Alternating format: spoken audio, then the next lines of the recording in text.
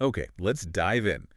It's kind of wild when you think about it. Yeah. One minute you're reading about a semi getting its roof literally ripped off in a tunnel. Yeah, that Minnesota video is something else. Right. And then the next thing, you hear about thieves stealing energy drinks using a bright gold semi-truck. Honestly, truth is stranger than fiction sometimes. A gold truck. And totally shifting gears, there's news about a community college, usually focused on academics, partnering up to offer CDL training. It really paints a picture of the trucking world today, doesn't it? You've got the chaos, the crime, but also these new, maybe unexpected avenues opening up. Exactly. And that's what we're doing today, unpacking all of this. We've got a stack of sources, news clips, but also insights straight from drivers on platforms like Life as a Trucker, Truckers VA. Uh-huh. And our goal here is pretty straightforward. We want to sift through these stories, look at them from, well, all the different angles. Like Hervey from Life, as a trucker always says.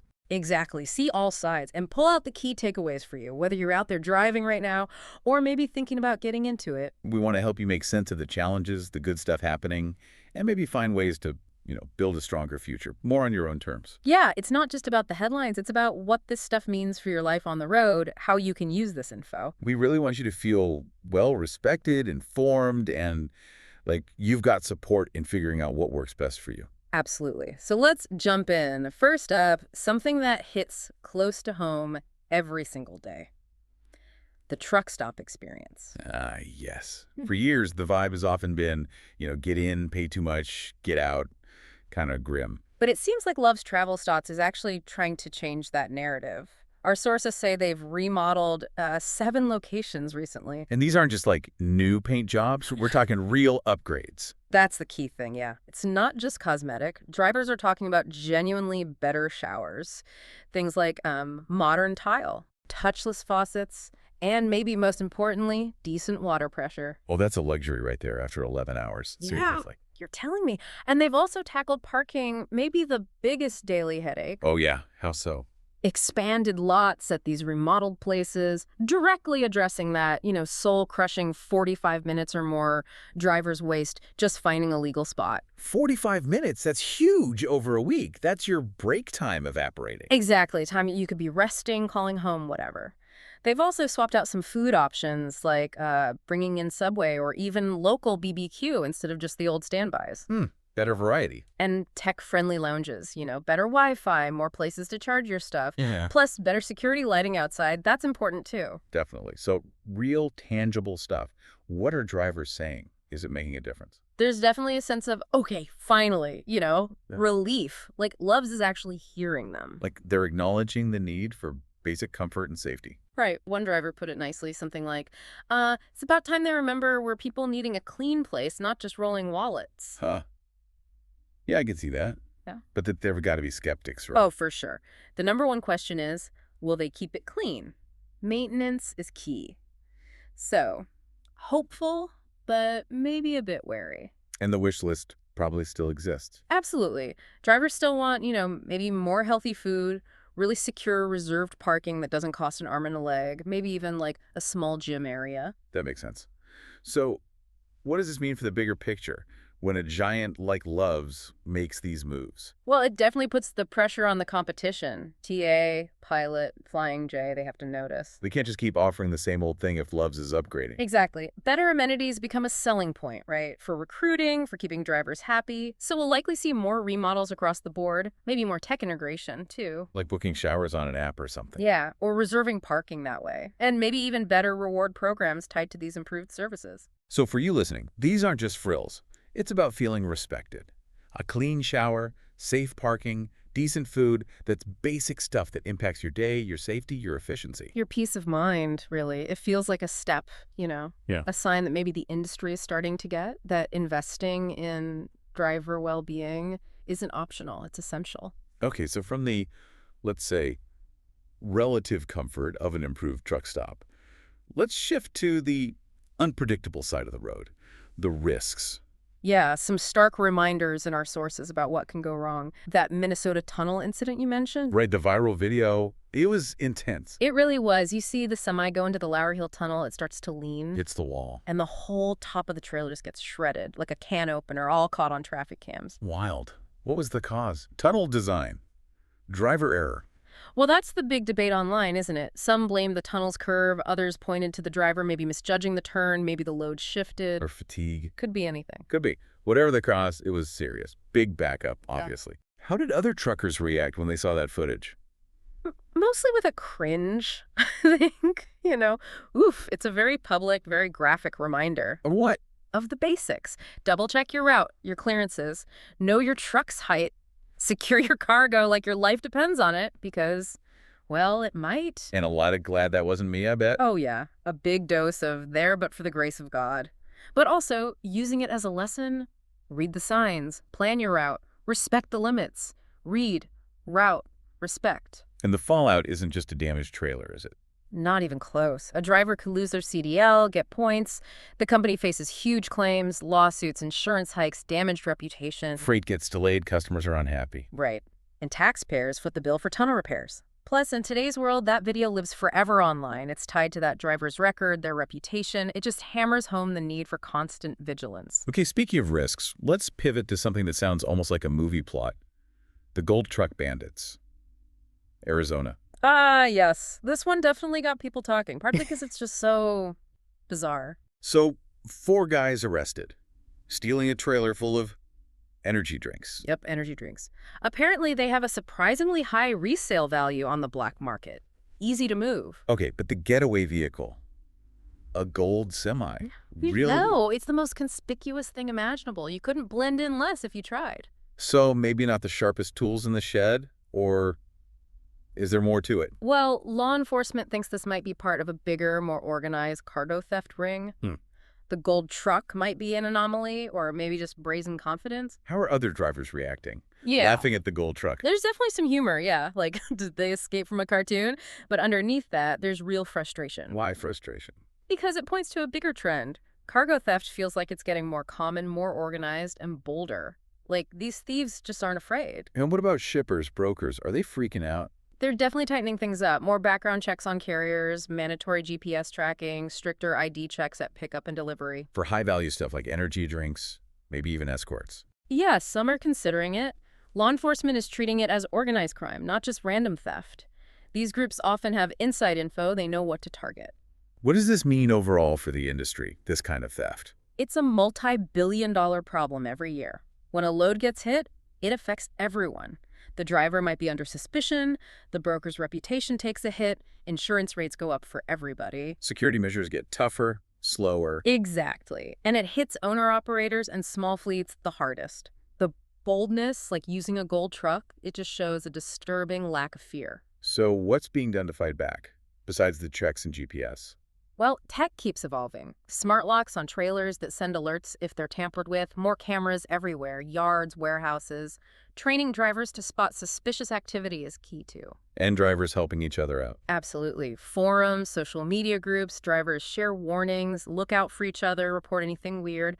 That community network is crucial. So these 2 stories, the tunnel crash, the gold truck, they're different, obviously. Yeah. But they both kind of point to the dangers out there, right? Yeah, one is about the risk inherent in just operating the truck, misjudgment, conditions, physics. The other is about external threats, organized crime, actively targeting you and your load. It really underscores that safety isn't just about your driving.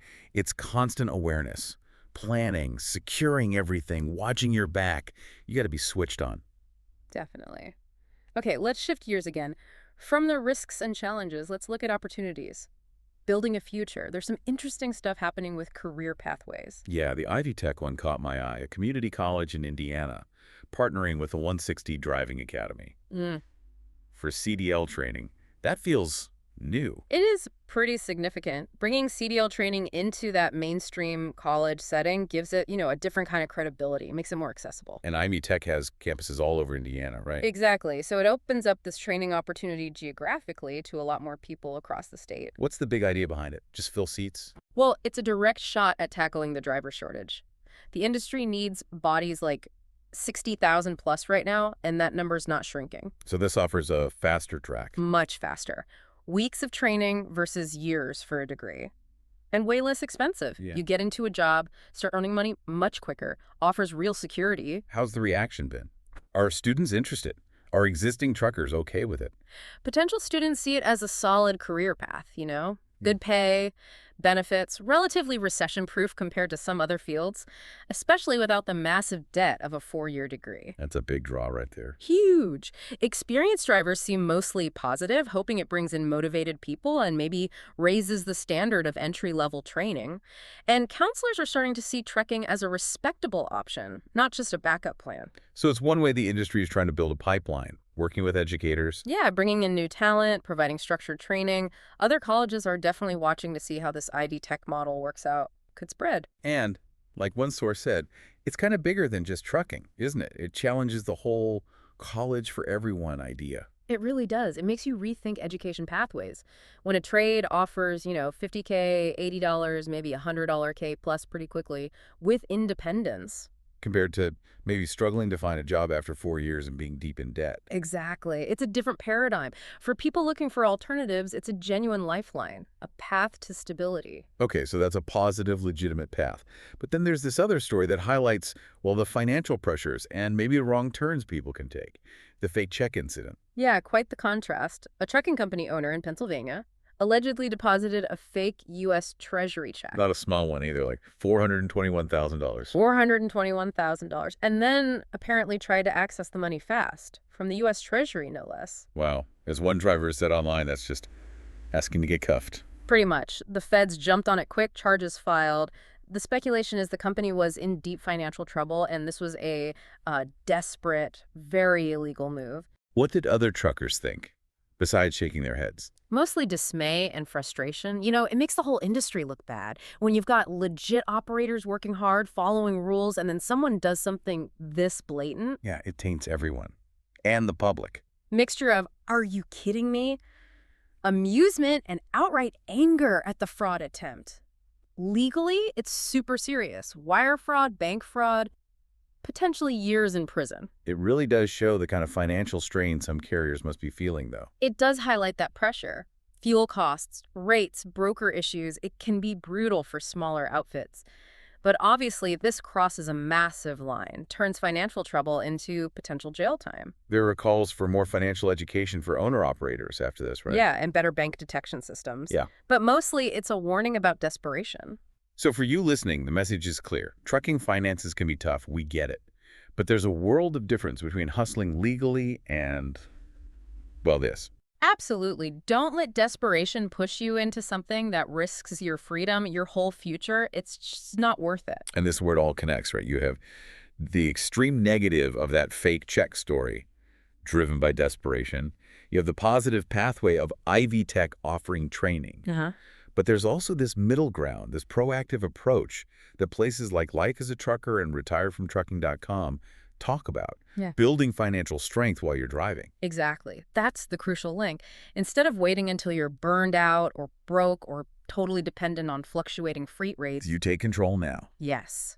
Life as a trucker emphasizes seeing all the angles, managing your business smartly, and a key part of that is managing your time, not just for the shipper, not just for the logbook, but managing time for yourself. Okay, what does that mean practically? Using off-duty time differently. Precisely. That's the core message from resources like retiredfromtrucking.com. They focus on helping truckers get out of the truck eventually, but on their own terms, with financial security. Like a safety net against the industry's ups and downs. Exactly. A shield against rate swings, recessions, company issues. They teach practical ways to use your off-duty hours, leverage tools, even AI now to create extra income streams. Extra income streams? Like what? Could be lots of things. Using organizational skills for virtual assistant work, simple online content creation, maybe administrative support for other small businesses using AI tools. It's about turning that downtime into an asset. So you're building financial options before you need them, before burnout hits, before retirement. Yes, building resilience now.